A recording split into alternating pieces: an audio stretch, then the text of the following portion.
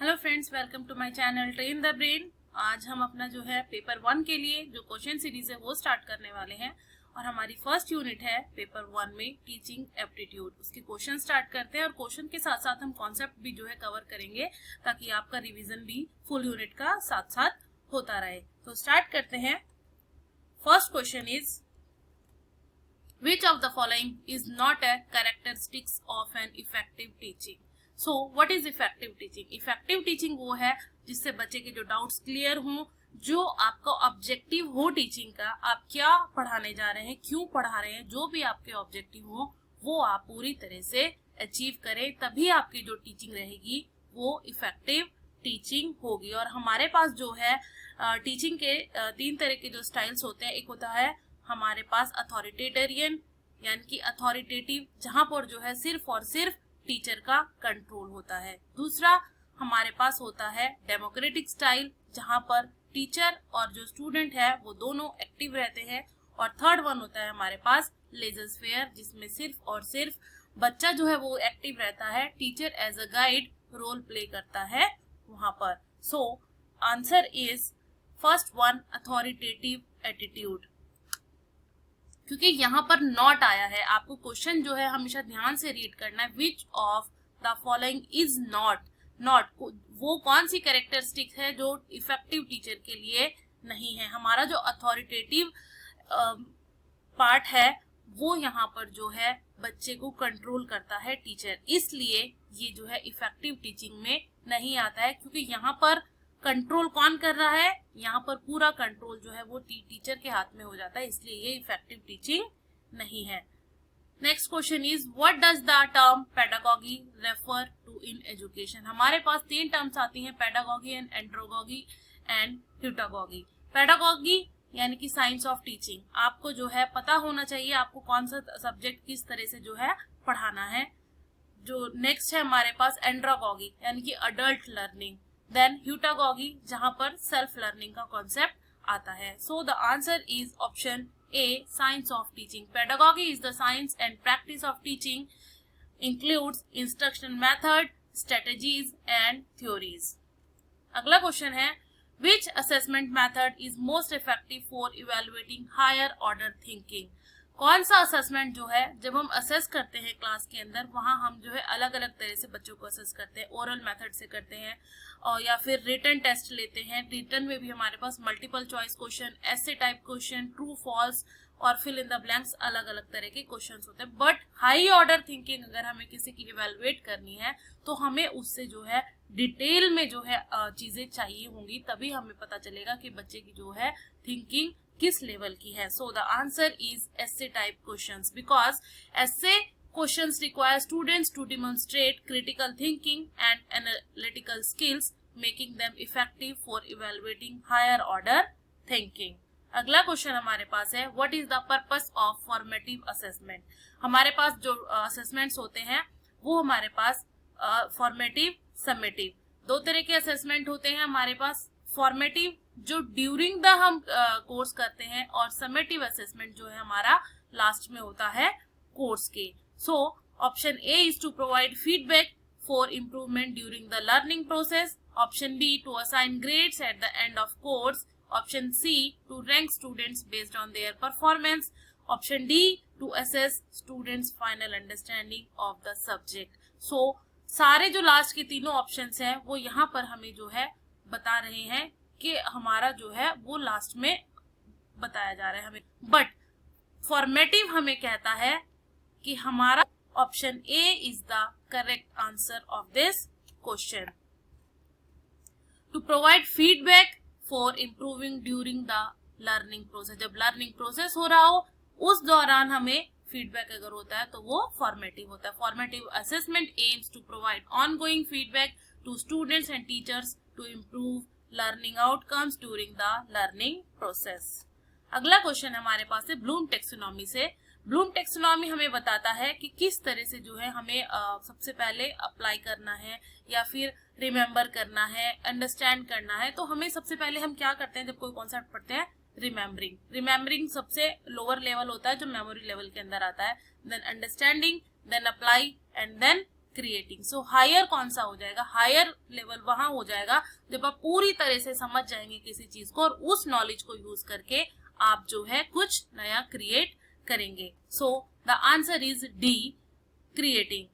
Creating is the highest level of cognitive skill in Bloom's taxonomy, which involves synthesizing information and generating new ideas. यहाँ पर आप अपनी knowledge को पूरी तरह से अंडरस्टैंड कर लेते हैं और उस नॉलेज को यूज करके कुछ नया क्रिएट करते हैं।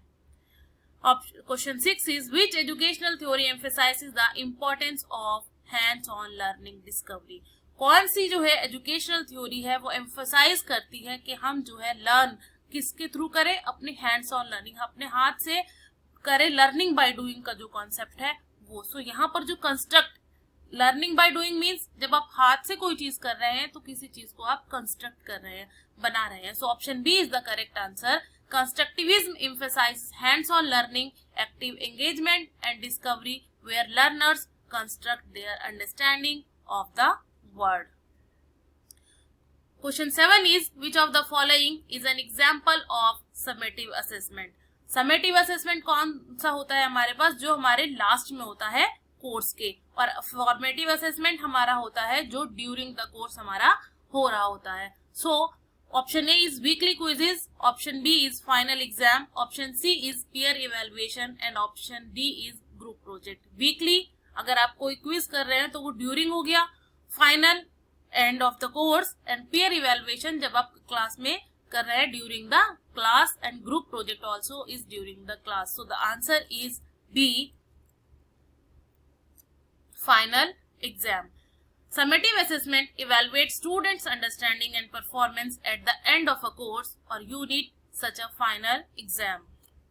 Next question, which of the following is an example of a memory level activity that a teacher can use assess students' understanding of historical events? आपको memory level की activity बतानी है जहां पर टीचर को चेक करना है historical events बच्चे जो हैं कितना मेमोराइज कर पाते हैं। So option A is writing a research paper on historical figure, option B reciting dates and events for memory, option C analysing primary sources to draw conclusion, option D participating in a debate about the impact of historical events.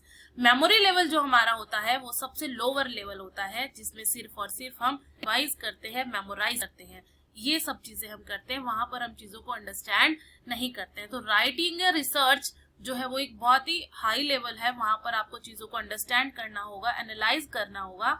सो ये wrong option है। Option B is reciting dates and events, यानी कि आपको सिर्फ learn करना है। Option C is analysing, यहाँ पर मेमोरी लेवल के अंदर हम किसी चीज को एनालाइज नहीं कर सकते।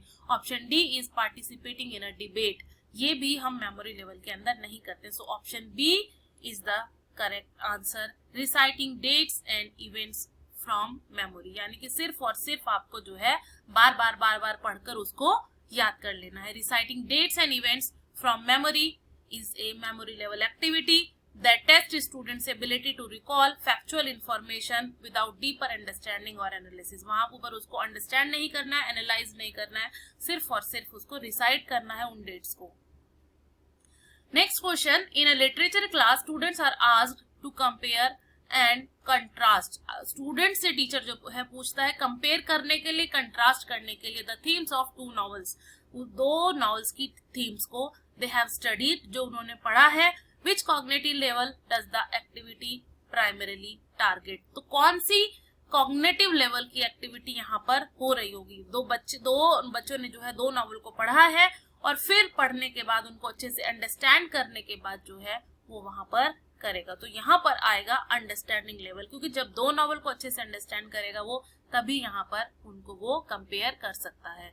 सो answer is understanding. Comparing and contrasting themes require students to demonstrate comprehension by identifying similarities and differences between the concepts presented in the novels. Question 10 is, in a formative assessment activity, students are asked to peer review each other's essay and provide constructive feedback. This assessment primarily aims. हम formative assessment कर रहे हैं during the class, बच्चों का जब class activity चल रही है और उनसे एक दूसरे का जो चेक करने के लिए peer review activity वहां पर हम कर रहे हैं each others, जो उन्होंने ऐसे लिखा है वो सारे बच्चे एक दूसरे का ऐसे जो है चेक करें। तो कौन सा जो है वहां पर हमारा असेसमेंट, प्राइमरी क्या असेसमेंट कर रहे हैं हम उनका। Option A is assign grades based on performance, b evaluate students final understanding of the topic, provide feedback for improvement during the learning process, d rank students based on their performance। Option question जो है हमारा वो formative assessment की बात कर रहा है। और फॉर्मेटिव असेसमेंट कब होता है हमारा, जब हम ड्यूरिंग द कोर्स या फिर ड्यूरिंग द क्लास कोई चीज कर रहे होते हैं और उसके बेस पर जो है जो कमियां रह जाती हैं बच्चे के वर्क के अंदर उसको जो है वो बताते हैं, ताकि वो जो है फीडबैक देते हैं आगे उसको ठीक कर सके। So option C is the correct option for this question. Provide feedback for improvement during the learning process. Formative assessment focuses on providing ongoing feedback to students to support their learning and improvement throughout the learning process. Question 11 is, at the end of a unit, students are given a comprehensive exam. Last के unit के and में students जो है comprehensive exam दे रहा है covering all the topics जो उसने पढ़े हैं। दिस असेसमेंट प्राइमरीली एम्स, उसका क्या एम है उस असेसमेंट का। Provide feedback for improvement during the learning process, assign grades based on performance, evaluate students participation in class activities, assess students understanding of specific topic। so यहाँ पर and हो रहा है, जब किसी चीज का एंड होता है या तो क्लास का, यूनिट का, उसके एंड में अगर आप कोई वो कर रहे हैं तो आप उसको इवेलुएट कर रहे हैं। सो असाइन कर रहे हैं वहां पर आप उसको ग्रेड्स उसके बेस पर। So the evaluation is a summative assessment. यहाँ पर आप उसका समेटिव असेसमेंट कर रहे हैं क्योंकि ये एंड ऑफ द यूनिट है। Evaluate students overall understanding and performance at the end of a course और unit and assign grades accordingly, क्योंकि समेटिव में ही हम जो है ग्रेड्स प्रोवाइड करते हैं लास्ट में। Question 12 is, which of the following best describe formal education. हमारे पास जो है 3 टाइप्स की फॉर्मल एजुकेशन होती है, formal, informal and non formal. Formal education हमारी जो होती है प्रॉपर इंस्टीट्यूट के अंदर proper time table, proper curriculum के साथ होती है। देन इनफॉर्मल हमारी जो होती है, जो हम घर में जो है घर के एटमोस्फेयर में जो सीखते हैं, जैसे कि छोटा बच्चा जो है अपनी मदर से लैंग्वेज सीखता है, मदर टंग जो है वो घर में रहकर सीखता है, वहां पर कोई प्रॉपर इंस्टीट्यूशन नहीं होता है, प्रॉपर करिकुलम नहीं होता है, बट फिर भी उसकी लर्निंग वहां पर हो रही होती है, वो होती है उसकी informal.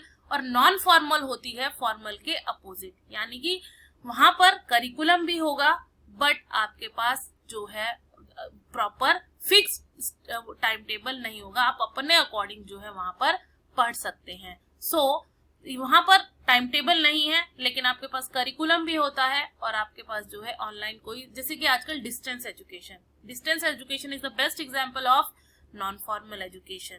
So option A is structured learning provided by educational institution and recognised by authorities. Option B is informal learning acquired through daily life experiences. यहाँ पर ये बता रहे हैं कि इनफॉर्मल लर्निंग जो है वो डेली लाइफ से ही आती है।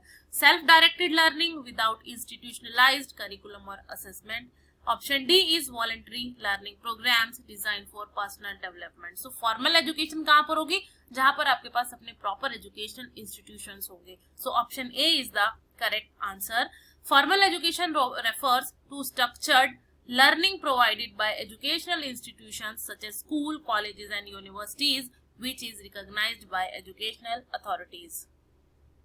Question 13 is, in collaborative learning what is the primary focus of group interaction। जब हम collaborative learning करते हैं, collaborative learning कब होती है, जब हम ग्रुप में कोई एक्टिविटी कराते हैं, वहां पर जो बच्चों की लर्निंग हो रही होती है उसको हम collaborative learning कहते हैं। सो क्या होता है उसका, what is the primary focus, क्या फोकस होता है उस लर्निंग का जो हम ग्रुप एक्टिविटी कराते हैं। Option A is individual achievement and competition. Option B teacher direction instruction.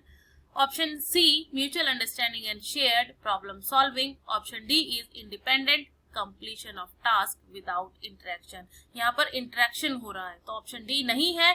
Option A individual achievement की बात कर रहा है वो भी नहीं है, टीचर डायरेक्शन भी नहीं कर रहा है, तो option C is the correct answer. Collaborative learning emphasises mutual understanding and shared problem solving as a group member together to achieve common goals and objective, क्योंकि सबका वहां पर जो है पूरे ग्रुप का एक कॉमन गोल होता है। Question 14 is which of the following is a significant teacher variable that influence students academic performance and attitudes towards learning? Teacher का ऐसा कौन सा वेरिएबल है जो इन्फ्लुएंस करता है बच्चों की परफॉर्मेंस को, उनके एटीट्यूड को लर्निंग के लिए? Teacher teaching style, availability of technology, school infrastructure and parental environment. So जो टीचर की जो है वहां पर स्टाइल है, क्योंकि आपका जो है आधी लर्निंग जब आपके स्टाइल पर डिपेंड करती है जो आप क्लासरूम के अंदर यूज करते हैं। सो बहुत ज्यादा इफेक्ट करती है बच्चे की परफॉर्मेंस की, बच्चा जो है कितना समझ पा रहा है। A teacher's teaching style including how they deliver content, interact with students and manage the classroom plays a critical role in influencing students' academic performance and attitude toward learning. Effective teaching styles can motivate students, foster positive attitude and enhance learning outcomes. आपका वो attitude, पढ़ाने का तरीका ही बच्चे के अंदर जो है मोटिवेशन लेके आता है।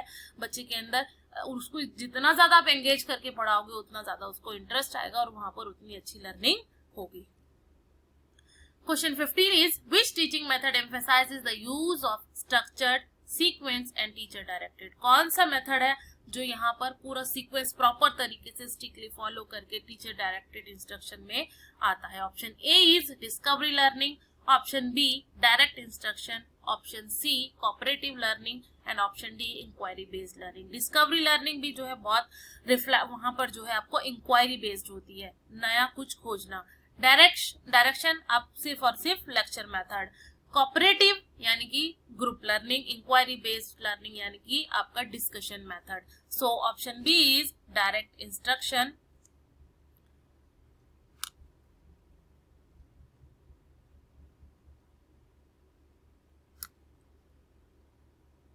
Question 16 is in which teaching method does the teacher act as a facilitator, guiding students as they take the lead in exploring topics and constructing knowledge? कौन से में? जो आपका जो है स्टूडेंट सेंटर्ड होता है, वहां पर टीचर जो है किसका रोल प्ले करता है? सिर्फ और सिर्फ फैसिलिटेटर का। सो स्टूडेंट सेंटर जो लर्निंग होगी वहां पर टीचर का रोल एज अ फैसिलिटेटर होगा। Which of the following assessment types of most effective for measuring a student's ability to apply theoretical knowledge to practical situation? ये कौन सा मेथड होगा जहां पर आप बच्चों की जो है एबिलिटी चेक करेंगे, उनकी थ्योरेटिकल कॉन्सेप्ट्स की, वो उनको जो है कितना प्रैक्टिकल सिचुएशंस में अप्लाई करते हैं? Option A is oral examination, option B project based assessment, option C true false and option D is short answer. तो कहां पर होगी प्रैक्टिकल? जब आप कोई प्रोजेक्ट कर रहे होंगे। So option B is the correct answer. Project based assessment require students to apply their theoretical knowledge to real world situations, demonstrating their ability to integrate and utilize what they have learned in practical context. This type of assessment is ideal for evaluating applications. Next question है हमारा, in andragogy which factor is considered crucial for effective adult learning? कौन सा factor जो है यहाँ पर बहुत ज्यादा इफेक्ट करता है? एंड्रागोगी क्या होती है? जहां पर हमारी एडल्ट लर्निंग हो रही होती है, यानी कि जो हमारा लर्नर है वो ऑलरेडी कुछ जानता है। पेडागोगी के अंदर जो है चाइल्ड लर्निंग होती है, वहां पर टीचर ओरिएंटेड होता है, जो टीचर ने बता दिया वही सब ठीक है। एंड्रागोगी के अंदर जो लर्नर है हमारा वो एडल्ट है, सो वहां पर उसको ऑलरेडी कुछ नॉलेज उसके पास होती है। Option A is structured teacher centred instruction, be the use of incentives and rewards, see the learner prior experience and knowledge, the implementation of standardized tests. So option C is the correct answer. Andragogy emphasizes the importance of adult prior experience and knowledge in the learning process. It focuses on self-directed learning and recognizes the adult learners bring a wealth of experience that can be leveraged in educational setting. Question 19 is in the context of heutagogy, which of the following best describe the role of teacher? हीटोगॉगी जो है हमारा वो andragogy का next level है। यहाँ पर जो है सिर्फ और सिर्फ टीचर एज अ फैसिलिटेटर का रोल प्ले करता है। वहां पर वो आपको कोई इंस्ट्रक्शन प्रोवाइड नहीं करेगा, जैसे कि आपका पीएचडी लेवल होता है। पीएचडी लेवल पर जो है हीटोगॉगी टाइप ऑफ लर्निंग होती है, क्योंकि जो आपका गाइड होता है वहां पर वो सिर्फ और सिर्फ आपको फैसिलिटेट कर रहा होता है जो आप करना चाहते हैं अपनी रिसर्च के अंदर. So option B is the correct answer. In pedagogy, the teacher's role is to facilitate and guide the learning process, providing support and resources as learners take control of their own education. The teacher helps create an environment that fosters self-determined learning and critical thinking. Next question, which of the following teaching strategies is least aligned with the principles of pedagogy? कौन सी हमारी teaching styles है जो हिटागोगी के साथ जो है least align करती है? Providing learners with choices and control over there learning path, encouraging learners to set their own learning goals, using a rigid predetermined curriculum, promoting self-assessment and reflection. So pedagogy में जो है teacher जो role play करता है वो सिर्फ और सिर्फ फैसिलिटेटर का करता है. तो यहाँ पर जो है कौन सा जो है लीस्ट ऑप्शन होगा, क्योंकि और सारे ऑप्शंस तो यहाँ पर एनकरेज कर रहे हैं लर्नर को. सी इज द रिजिड, जो रिजिड करिकुलम की बात है वो हिटागोगी नहीं करता है. A rigid predetermined curriculum is least aligned with the principle of heutagogy. Next question है हमारा, which of the following principles is most closely associated with andragogy? Andragogy किसने दिया था? हमारा माल्कम नॉल्स ने दिया था. कौन सा प्रिंसिपल जो है इससे लीस्ट एसोसिएटेड है? Learning is a passive process, learning is centred around the content delivered by the teacher, learning is self directed and problem oriented, learning is best achieved through rote memorisation. So option A B D हमारा जो है सिर्फ और सिर्फ pedagogy के अंदर आता है. एंड्रागोगी में लर्नर जो है वो अपना ऑप्शन सी के अंदर सेल्फ डायरेक्ट करता है अपनी लर्निंग को. So option C is the correct answer. Malcolm Knowles' principles of andragogy highlight that adult learning is self-directed and problem-oriented. Question 22. Which of the following scenarios best illustrate the use of norm-referenced test? हमारे पास दो तरह के test होते हैं, एक होता है norm-referenced, एक होता है criteria-referenced. मैं एग्जाम्पल से समझाती हूँ. नॉन-रेफरेंस्ड हमारे एक क्लासरूम में 40 स्टूडेंट्स हैं, एग्जाम हुआ, रैंक वाइज आपने उनको फर्स्ट सेकंड थर्ड आपने उनको दे दिया. तो ये होगा आपका नॉर्म रेफरेंस्ड. आपने एक नॉर्म सेट कर दिया कि इसके सबसे ज्यादा मार्क्स है, ये फर्स्ट है, इसके इससे कम है, ये सेकंड है. देन एक होता है क्राइटेरिया बेस्ड. क्राइटेरिया बेस्ड में क्या होता है, ओवरऑल इंडिया या ओवरऑल द वर्ल्ड या ओवरऑल सिटी जो है आप एक क्राइटेरिया फिक्स कर देते हैं कि ये क्राइटेरिया है, जो इस क्राइटेरिया को फॉलो करेगा वो इस एग्जाम में आ सकता है. फॉर एग्जाम्पल जैसे नेट का एग्जाम है, यूजीसी नेट का, इसका क्राइटेरिया आपके पास है कि आपके पास मास्टर्स में 55% जो है मार्क्स होने चाहिए. बीएड सीटेट के लिए आपके पास जो है बीएड होना चाहिए. ये आपका होगा क्राइटेरिया रेफरेंस्ड टेस्ट. एक क्राइटेरिया फिक्स है उस एग्जाम में आपका बैठने के लिए. So option A is a teacher uses a math test to determine which student can solve algebraic equations based on the curriculum. Option B, a standardized test is administered to identify the top 10% of students in a national talent search. Option C, a science test is given to assess whether students can conduct experiments following specific protocols. Option D is a reading test is used to check if students can comprehend a passage according to set benchmark. तो यहाँ पर जो है option B इसका correct answer है, क्योंकि यहाँ पर एक स्टैंडर्डाइज्ड टेस्ट आपने दे दिया आइडेंटिफाई करने के लिए कि क्लास में जो है टॉप 10% कौन है. जैसे रैंक आ गई फर्स्ट सेकंड थर्ड, ये टॉप के बच्चे हैं. सो उनको चेक करने के लिए एक नॉर्म फिक्स कर दिया है आपने. सो ये है आपका non referenced test. Then which level of teaching is associated with the highest form of cognitive? कौन सा लेवल? Reflective level. मेमोरी में आप सिर्फ रोड मेमोराइजेशन होता है, अंडरस्टैंडिंग में सिर्फ आप अंडरस्टैंड कर रहे होते हैं, बट जो है आप सबसे ज्यादा कहाँ पर एक्टिव होते हैं? रिफ्लेक्टिव लेवल ऑफ टीचिंग के अंदर, जहां पर आप रिफ्लेक्ट कर रहे होते हैं अपनी नॉलेज को. Which one of the following is not a level of teaching? हमारे पास 3 लेवल है, memory level, understanding level and reflective level. So option C, evaluative level is not a teaching level. Then next question हमारा, which individual difference is most crucial in determining a student's learning style. कौन सा student वो individual जो है difference करता है यहाँ पर लर्निंग स्टाइल में? Emotional difference, physical difference, cognitive difference and social difference. जब लर्निंग की बात होती है तो यानी कि आपका कॉग्निशन लेवल वहां पर चेक हो रहा है। तो जब माइंड की बात हो रही है तो वहां पर होगा आपका cognitive difference. So option C is the correct answer. Cognitive differences play a crucial role in determining individuals' learning style, affecting how students process and understand information. Question 26. Which factor is most directly related to the effectiveness of teaching? कौन सा factor जो है सबसे ज्यादा effect करता है आपकी teaching effectiveness को? आपकी टीचिंग जो है कितना ज्यादा इफेक्टिव है?